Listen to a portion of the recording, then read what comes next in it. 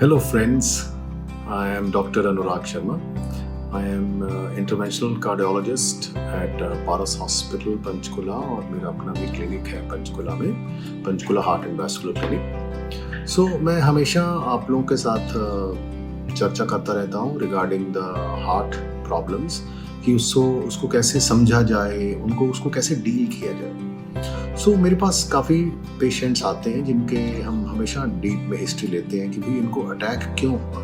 तो आज हम बात करने वाले हैं ट्रिगर्स ऑफ हार्ट अटैक, कि हार्ट अटैक के ट्रिगर्स क्या होते हैं। There is a saying that man lives with atherosclerosis but dies of atherothrombosis. तो इसका मतलब क्या है कि जो हमारे नाड़ियों में ब्लॉकेज होती है ना, वो तो धीरे धीरे होती है। तो जो ह्यूमन बीइंग है, ही लिव्स विद एथेरोस्क्लेरोसिस, मतलब ब्लॉकेज के साथ वो जिंदा तो रह सकता है, चाहे 90% हो, 100% हो, लेकिन जब उसको एक्यूट क्लॉट आता है, दैट मीन्स हार्ट अटैक आता है या एथेरोथ्रोम्बोसिस आता है, तो तभी उसकी जान को खतरा पड़ता है, क्योंकि हार्ट अभी प्रिपेयर नहीं होता है कि अपनी ब्लड सप्लाई को इमीडिएटली कंपेंसेट कैसे करे। तो यही वो मोमेंट होता है जब हमें जल्दी से जल्दी हॉस्पिटल जाना है और एस्पिरिन की गोली खानी है और एक एक्सपर्ट केयर की ज़रूरत पड़ती है। और ये जो ऐसे पेशेंट्स होते हैं, अगर उनको टाइमली हेल्प मिल जाए तो मैं ये कहूँगा कि ये मौत के मुंह से भी वापस आ जाते हैं। बस वो टाइम सही होना चाहिए, डॉक्टर की वहाँ केयर अच्छी होनी चाहिए और डायग्नोसिस का बिल्कुल पेशेंट सही टाइम पे आ जाए। So man lives with atherothrombosis and dies of atherothrombosis. और आपको जान के ये मतलब हैरानी भी होगी कि जो क्लॉटिंग होने के कारण है वो एथेरोस्क्लेरोसिस के बियॉन्ड है। जैसे कि ब्लॉकेज होने के कारण क्या है, स्मोकिंग, हाइपरटेंशन, फैमिली हिस्ट्री, या ये डायबिटीज है, या हाई कोलेस्ट्रॉल होना है, ये तो है भी स्लोली ब्लॉकेज हो रहा है एज के हिसाब से। एज भी एक रिस्क फैक्टर है। बट जो ट्रिगर्स हैं, इनमें से वो पेशेंट्स को कब हार्ट अटैक होगा, हमें वो समझने की जरूरत है। As a common layman public, that is what I want to give the knowledge to you, कि वो कौन से ऐसे मोमेंट्स हैं या ऐसी चीजें जब हमें अटैक में कन्वर्ट हो जाएगा पेशेंट हमारा। तो उसको मैं हमेशा बोलता हूँ ट्रिगर्स ऑफ हार्ट अटैक। तो उन ट्रिगर्स में से जो मैं काफी चीजें देखता रहता हूँ, उनमें से एक तो है इंटेंस इमोशनल स्ट्रेस। जैसे कोई बहुत क्लोज जो आदमी है वो चला गया है फैमिली का, तो जैसे एक स्पाउस के बाद डेथ हो जाती है, तो दूसरा जो स्पाउस रह जाता है वो इमोशनल स्ट्रेस से घायल हो सकता है और उसको अटैक आ सकता है। इमोशनल स्ट्रेस में सबसे ज्यादा पावर है loss of spouse and loss of near and dear ones. Second है कि कई लोगों को बहुत फाइनेंशियल स्ट्रेस आ जाता है, वो नहीं झेल पाते, तो उनको भी ये स्ट्रेस से अटैक आ सकता है। Intense anger can precipitate clotting in your heart arteries.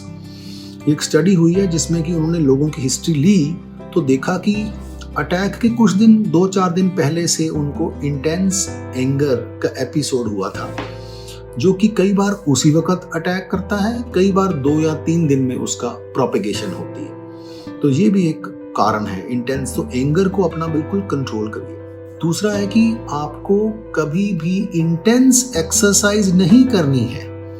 आपको कभी भी, कई बार लोग हेल्थ के लिए एकदम से कॉन्शियस हो जाते हैं और वो क्या करते हैं कि सीधा जिम ज्वाइन किया और इंटेंस एक्सरसाइज शुरू कर दी, वो भी नहीं करना है। इंटेंस एक्सरसाइज से भी प्लेटलेट्स जो होते हैं वो एक्टिवेट हो जाते हैं ज़्यादा और आपकी नाड़ियों में क्लॉट बना सकते हैं और एकदम से अटैक आ जाता है। ऐसे बहुत सारे एग्जाम्पल्स हैं। रिसेंटली हमने सुना कि कोरोना के बाद एक बड़े बिजनेसमैन थे जो कि जिम कर रहे थे, ट्रेडमिल कर रहे थे, कोलैप्स हो गए। ऐसी और भी बड़ी एग्जांपल्स हैं हमारे शहर में भी, मैंने देखे हैं 3-4 केस। और पिछले आई थिंक 4 इयर्स में वन ऑफ द पेशेंट जो मेरे पास कोविड टाइम में आया है, उसने घर में जिम लगा लिया कोरोना टाइम में। ये आज से 9 महीने पुरानी बात है। And he started doing intense exercise और उसको पता ही नहीं लगा, और उसने सोचा मेरे को वैसे पसीने आ रहे हैं, घबराहट हो रही है, डिहाइड्रेशन हो रही है। एक्चुअली उसको हार्ट अटैक हो रहा था मेन आर्टरी का। सो इंटेंस एक्सरसाइज भी नहीं करनी है। दूसरा है हैवी मील्स नहीं खाने, खास करके रात को हैवी मील्स नहीं खाने हैं। कई लोग बहुत ज़्यादा हैवी मील्स खाते हैं। तो एक मेरे पास पेशेंट रिसेंटली आए थे, उसका मैं अभी आपको वीडियो भी दिखाऊंगा कि कैसे he himself was telling कि he took so much heavy meals and after that he started getting angina and he did not, अपने उसने ख्याल नहीं रखा और उसको अटैक आ गया। So this is live from Cath Lab of Paras Hospital, Panchkula. And today we have got a very young man with us in the morning. This guy has angina typically, and ECG is showing a heart attack. So he's 47 years, he's not a diabetic, he's not a smoker, and he's not very fat also. And he does fairly good physical activity. So I'm not going to show the face of the patient because of obviously his privacy. But हम सारे patients में यही पूछते हैं कि भाई उनको attack हुआ क्यों, क्योंकि एंजियोप्लास्टी करना, स्टेंट डालना एक one of the treatment modality है, जिससे हम इसको ब्लड सप्लाई इस्टेब्लिश करके पेशेंट्स का हार्ट मसल जो बचाते हैं. सो इस पेशेंट में हमने हर एक पेशेंट में इंटरव्यू लेते हैं कि भाई क्यों हुआ अटैक. सो इसको एक्चुअली क्या हुआ था आप खुद ही इनसे सुनिए. सो एक्चुअली पेन कब हुई थी सबसे पहले? सर मेरे को लास्ट वीक हुई थी. ओके. और उस दिन रात को मैंने थोड़े अपने चावल खाए थे, थोड़ा ज़्यादा ही खाए थे. ओके, ओवर ईटिंग कर ली हाँ थी. ओवर ईटिंग कर ली थी. और उसके में पीली दाल थी ओके. चावल में. और एक दिन पहले बनी हुई दाल थी, वो हमने मिक्स करके चावल के साथ खा ली सो थी. पुरानी दाल थी और एक तो ज्यादा ओवर ईटिंग कर ली थी और रात जी, का टाइम हाँ था. जी. फिर उसके बाद मैंने पनीर की जलेबी खाई पनीर की जलेबी रात मतलब को. मैंने तो अभी तक खाई नहीं यार, मतलब देखी भी नहीं. But I think it is very heavy. I think जी भारी होती है. बहुत भारी थी. सो आई थिंक ये है ट्रिगर हैवी मील्स, जो हमेशा मैं पब्लिक लेक्चर में बोलता हूँ कि हैवी मील्स, हैवी एक्सर्शन, और वो भी एट ऑड टाइम करी जाए और तो sir it can lead to a plaque growth and a clot in the heart which actually can lead to heart attack. तो एक फिर सर क्या हुआ जी? एक सर बात और थी. कल मेरे ऑफिस में पार्टी थी. कल हम बाहर रेस्टोरेंट में गए थे. वहाँ हमने पनीर वगैरह थोड़ी हैवी डाइट ली थी. और उसके बाद मैंने 2 गुलाब जामुन भी खाए थे कल दोपहर को. सो बेसिकली क्या हुआ कि इनको 7 डेज पहले इन्होंने हैवी मील्स खाई, और 7 डेज जब पहले खाई थी ना आपने, हाँ जी. तो ये बताओ कि फिर कब आपको फिर- एंजाइना टाइप भारीपन सा, हाँ चेस्ट जी, में फिर- हैवीनेस कब आई थी? फिर रात को मेरे को सर 12-1 बजे के करीब के थोड़ा अनकंफर्टेबल जो लग ओके गया था. ओके. उसके बाद मैं सुबह मंदिर गया, और मंदिर से आते वक्त मेरे को एकदम चेस्ट में पेन होती थी. हम्म. तो फिर मैं आकर घर पे थोड़ा रेस्ट किया, ठीक हो गई. फिर उसके बाद मैं थोड़ा पैदल गया ऑफिस जाने के लिए, गाड़ी दूर खड़ी थी. तो रास्ते में मेरे को फिर चलते चलते 3-4 बार पेन हुई चेस्ट में? चेस्ट में. हम्म. फिर मैं थोड़ी देर बाद रुक जाता था जी वहाँ पर. उसके बाद मैंने लोकल डॉक्टर साहब से कंसल्ट किया, हम्म. और उन्होंने बोला आप 1 हफ्ते के बाद मुझे चेक कराना, थोड़ी मेडिसिन वगैरह उन्होंने दी. ओके. हाँ जी.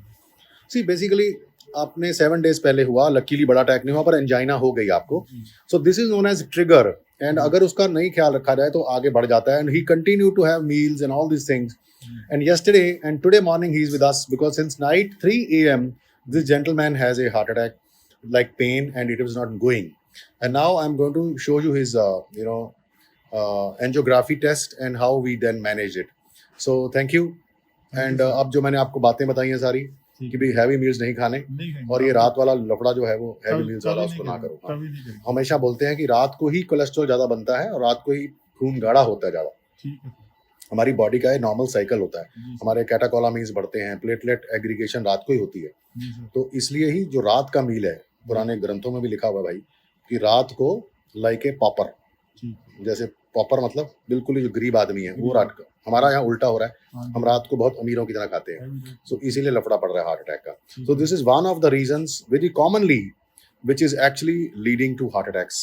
And I have so many patients, but this time I thought I'll put it this on air to people so the people understand that how they're going to live their life. तीसरा जो होता है, जो एक और कारण मैंने देखा है कि इंटेंस एक्सट्रीम्स ऑफ टेम्परेचर, वो भी जो है आपके लिए सही नहीं है. अगर आप बहुत कोल्ड वेदर में चले गए जो आप यूज टू नहीं हो, या एक्सट्रीम ह्यूमिडिटी और उसमें चले गए, तो भी आप फिजिकल एक्सर्शन उसमें कर रहे हैं, तो भी आपको अटैक हो सकता है. सो ये सारे ट्रिगर्स ऑफ हार्ट अटैक हैं जो मैंने बताए हैं. तो इससे प्लीज़ थोड़ा सा इसको ध्यान दें. Thank you so much. And I think आप लोग इस वीडियो को ध्यान देंगे और इसको मे बी शेयर भी कर सकते हैं. ये पब्लिक नॉलेज के लिए है, जो ओवर द ईयर्स डॉक्टर्स जो अपना तजुर्बा लेते हैं वो और शेयर करने में और भी बेहतरी होती है. Thank you so much.